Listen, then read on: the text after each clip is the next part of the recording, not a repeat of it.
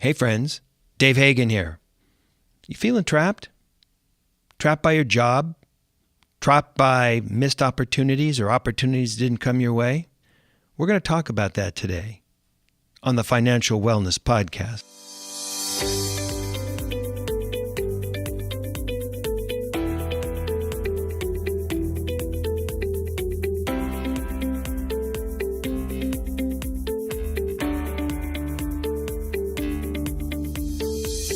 Welcome to the Financial Wellness Podcast, Dave's weekly message to keep you on your path to financial success. Here is your host, financial problem solver and talk show host, Dave Hagan. Hey, thanks, Nick. We're here at Uncle Studios in beautiful downtown Van Nuys again, and I've got Nick Capella, our announcer, with us, and Brian Reed. Guys, thanks for coming in. Of course, Dave. Good to be here as always. Something really different today, something a little radical today. Nick and I were having a conversation a couple of weeks ago about change and feeling trapped and those kinds of things. And Nick recently made a big decision to basically cash in what he was doing and to make a big change. He leaves for a couple days to go down to San Diego and go to law school.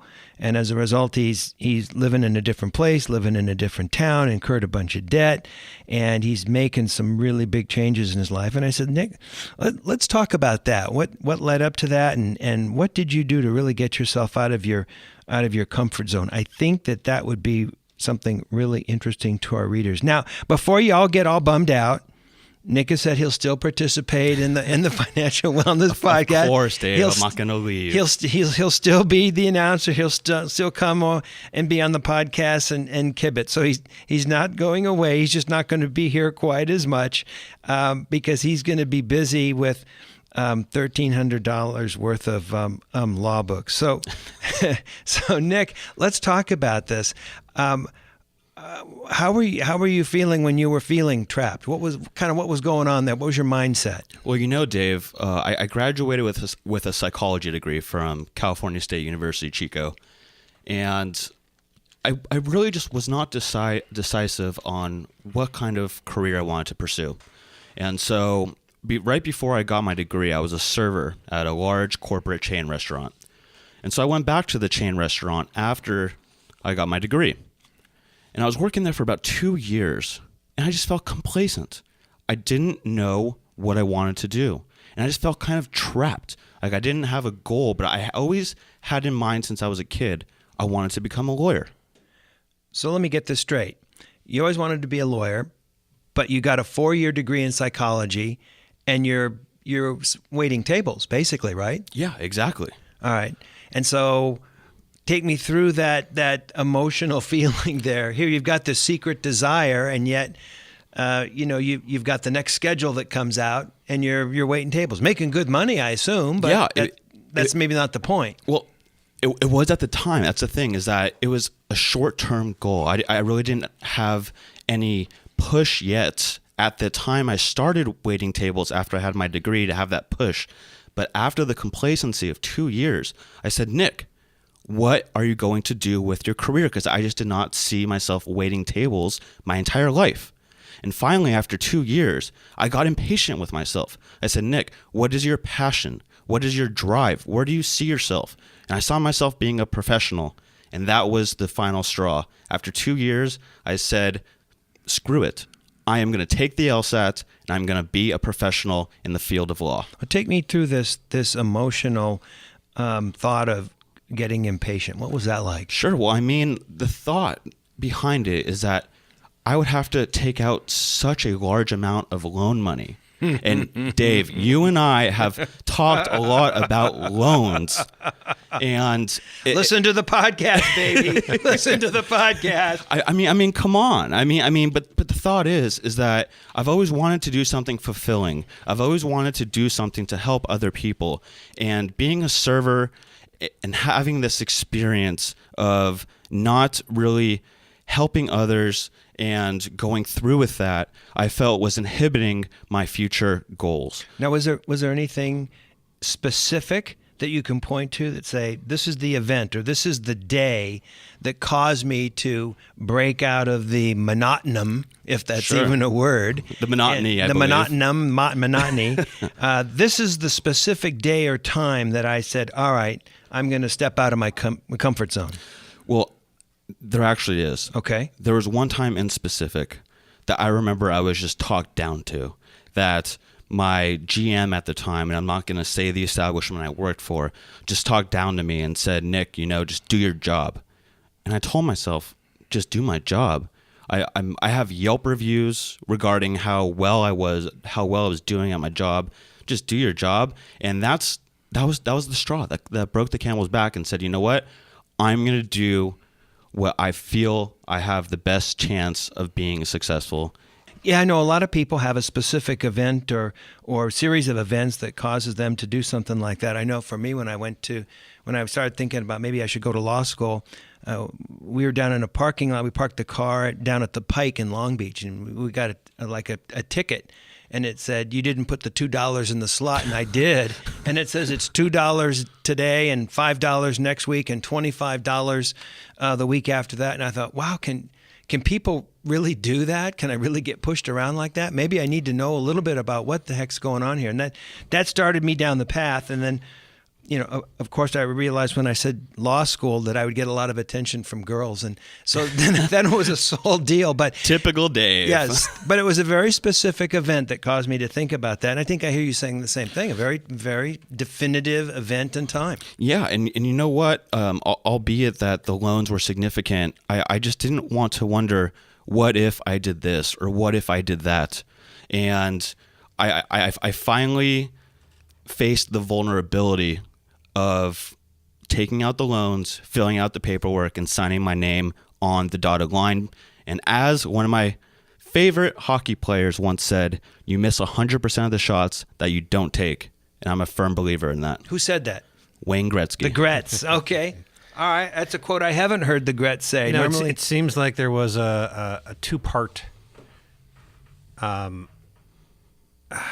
what's the word I'm looking for here, Dave? There was the initial desire to be an attorney and the dream of being an attorney. Sure. And while you were serving, you were still in the dream Yes. of the attorney mode. But something clicked, and then desire kicked in to actually pursue it. Yeah, and coming from that the last concept, just the desire came from seeing my potential future and just seeing what I could yield as a lawyer, and not having the what if this or what if that, and finally just getting impatient with myself. And it was just getting impatient. I feel that if more people were to get more impatient with themselves and ask them what they really want, whether it's a raise or whether it's striving for a future career goal, I feel that would help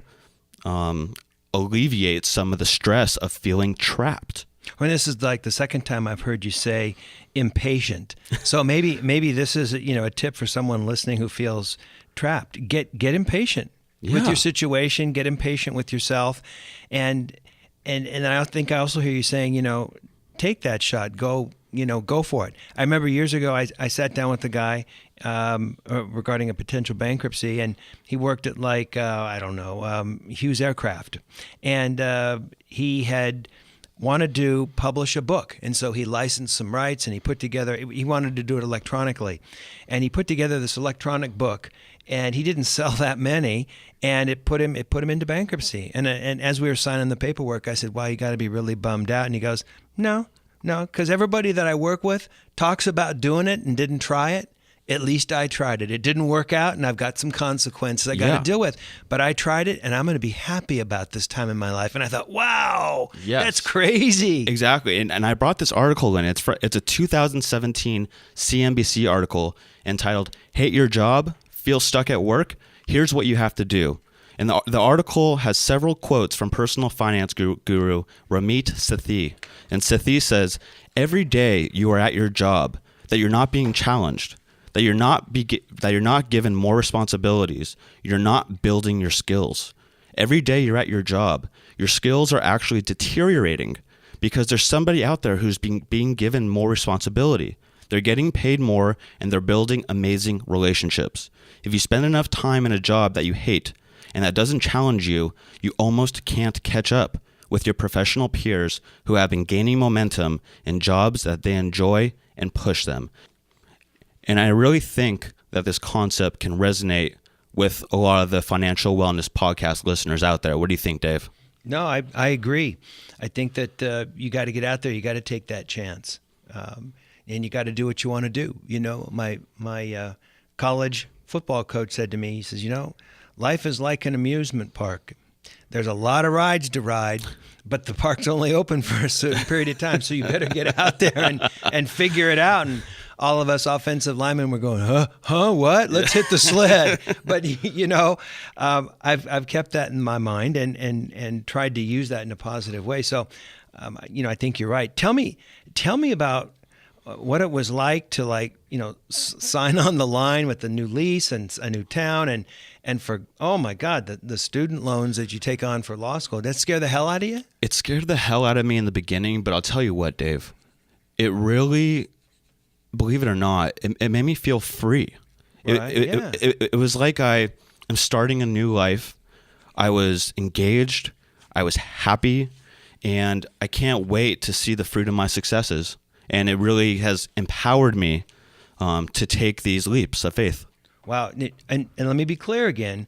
A new life except for the podcast. You're not going to get away from it this easily, man. I will not, Dave. I make you that promise. So a third tip might be look fear right in the eye. Look at it straight up. Yeah. Was it FDR that said, feel the fear and do it anyway? I like it. All right. So now you're getting ready to leave these environs and leave the comfort of Van Nuys and go down to San Diego. What's that like? Doesn't get above 85 degrees and below 65 degrees. How do you beat that, Dave?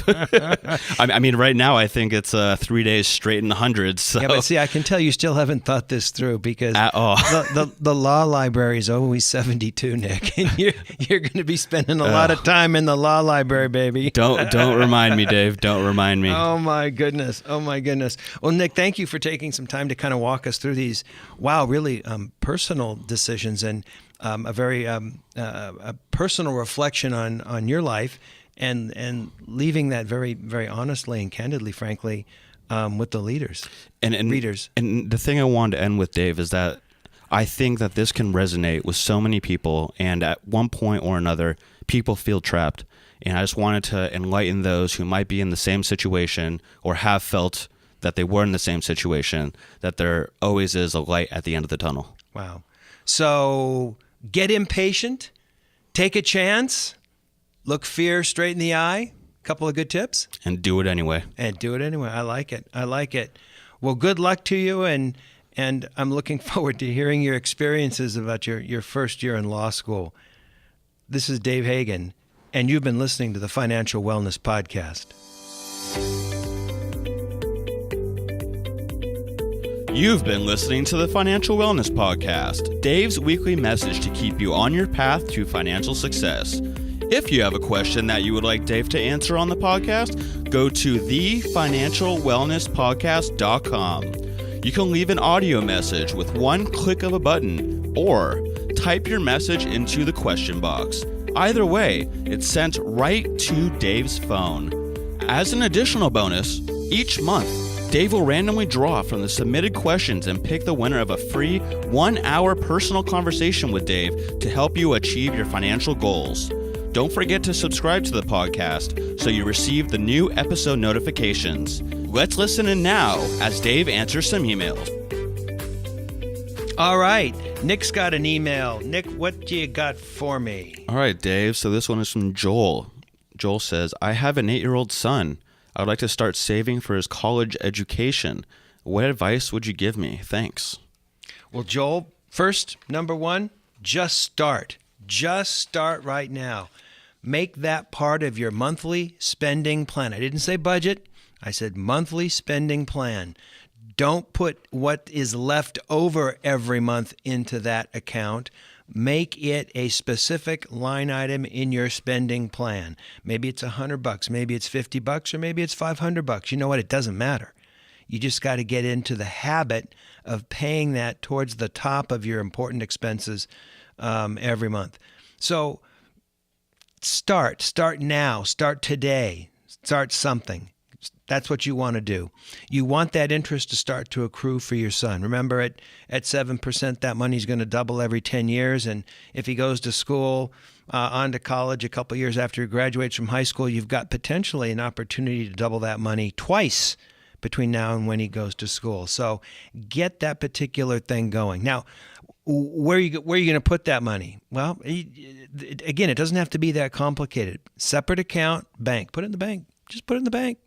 When it gets to be $500 or $1,000, just let it accrue in regular interest, the real crummy rates that we all get on our bank accounts. When it gets to be $500 or $1,000, then maybe you walk it over to a brokerage account, a Schwab or a Fidelity or one of those kinds of places, and open up an account for your son. You might even look into an educational fund, a 529, and the Schwab, the Fidelity people can walk you through that because there might be some tax advantages.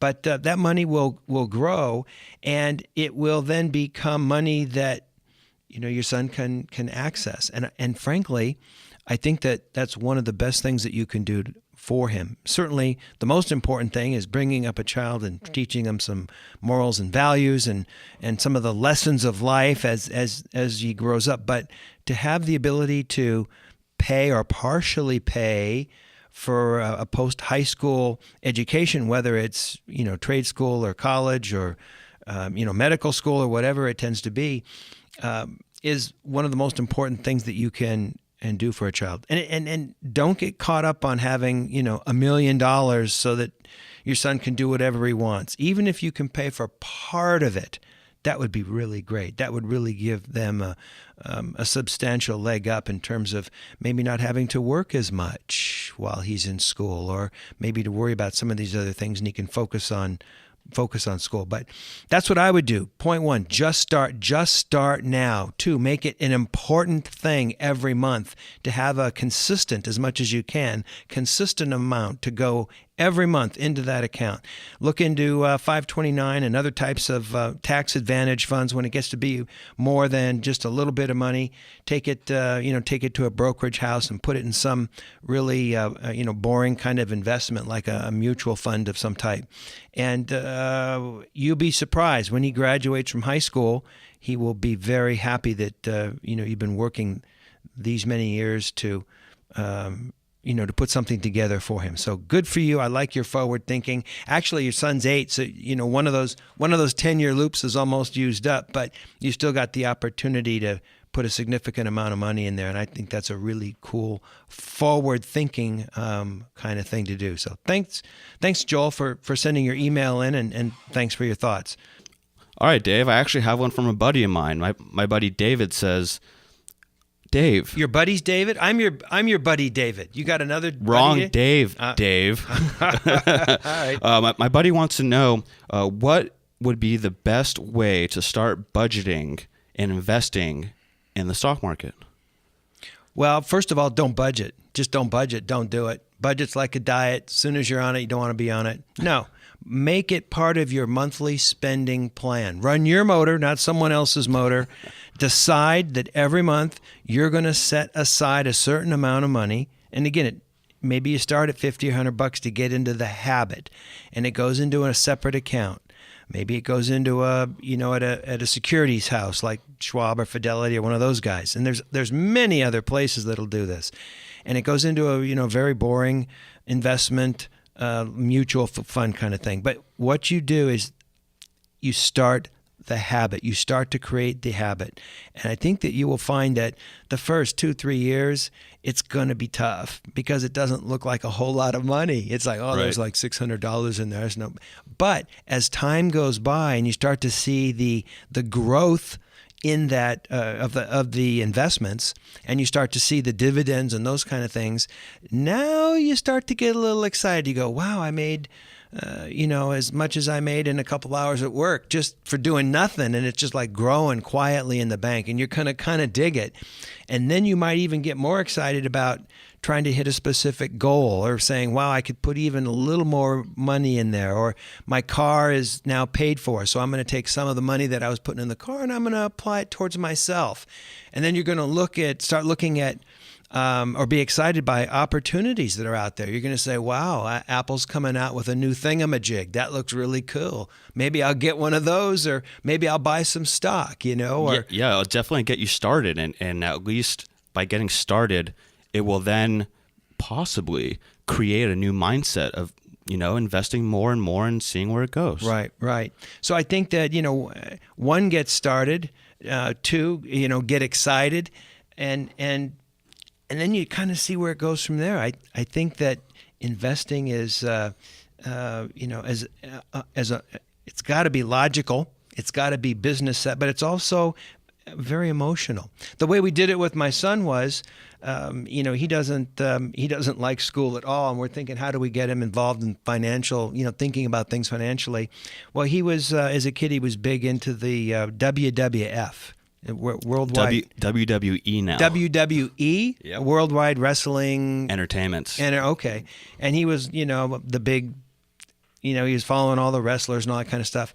So my wife gets him some stock in this company. Oh, I didn't know they were public. Yeah, it's a public company, and of course, it immediately, the bottom falls out on God. it. And now that's a good lesson, though. That's a good lesson for a young kid. This is not money that's just going to grow for sure. You've got to be thoughtful about it. Now, this was a common talking point between the two of them, and they enjoyed talking about it. And that investment has now come back to do really quite well, and has turned into a significant amount of money. And he likes looking at the price and how much is in there, and it's got him interested in investing. It's got him interested in setting aside now some of his own money to be part of that account, and what the possibilities for that could be long term. And so, it's starting the habit. It's getting excited about the habit. It's looking for a way to emotionally vest in the habit, and remembering that it's a long-term game. Yes. It's not going to happen overnight. Even with the investments that my wife and I had, for years and years and years, it's like, oh, that's a sucky little amount in there. But after a fashion, it tends to grow. And, when you start to see it get to be money that impresses you, for me, it was $25. You get excited about it, and then you start to push on it even more. So that's what I would do. Tell your friend Dave, thanks for submitting a question, and you can tell him that you called him out on the podcast. Will do. I think with that, we need to close today's episode. I think it's time. All right, everybody. Thanks for listening. We got some great stuff coming up in future weeks. We're going to do a podcast coming up about how to be mentally strong and the characteristics that we think mentally strong people might have. So look for that. We've got a follow-up episode coming up on cutting the cord with Brian Reed. He's got more that he wants to say. So keep listening. This is Dave Hagan, and you're listening to the Financial Wellness Podcast.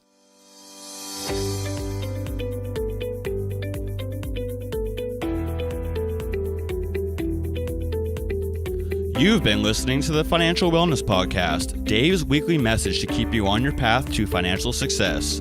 If you have a question that you would like Dave to answer on the podcast, go to thefinancialwellnesspodcast.com. You can leave an audio message with one click of a button, or type your message into the question box. Either way, it's sent right to Dave's phone. Remember, Dave will randomly draw from the submitted questions and pick the winner of a free 1-hour personal conversation with Dave to help you achieve your financial goals. Don't forget to subscribe to the podcast so you receive the new episode notifications, or share the podcast via the app with your family and friends. This is your announcer, Nick Appel, wishing you every financial success.